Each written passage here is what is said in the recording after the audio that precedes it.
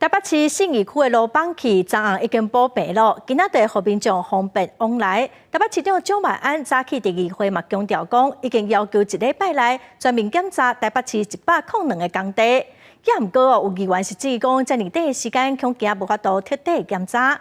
另外，针对社岛的开发案已经千几啊档了，民进党议员王世坚就建议讲，提供社岛免地价税来保障民众。蒋万安是表示讲，会赶紧甲中央来讨论。台北市长蒋万安透早去议会做专案报告，针对台北市大巨蛋、社岛、社会主体规划、甲市场改建等10项重大施政报告备询。伊一个上台就先说明信义区总德街崩塌的事故了后续的处理。昨天晚间7点已经完成了灌浆填平，预计今天优先恢复行人通行，一定要经过专业的检测，确认安全无虞之后，住户时可搬回，安心回家。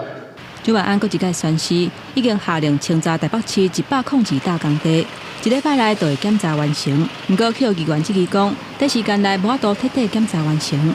未来会做到所谓的土质状况分析跟地下水位的确定吗？有吗？100多个案件你要检查7天，你可以说我初步先去看看，不要说那叫做彻底检查。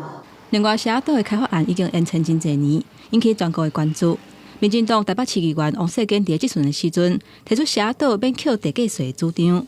开发社子岛完成之前，对社子岛的地价税停征，社子岛免征地价税。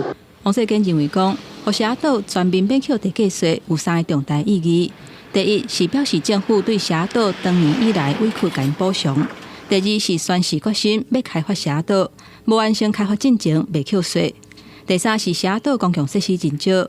针对这点，台北市长蒋万安回应讲，会阁研究，而且答应在2礼拜内发公文甲中央讨论。记者综合报道。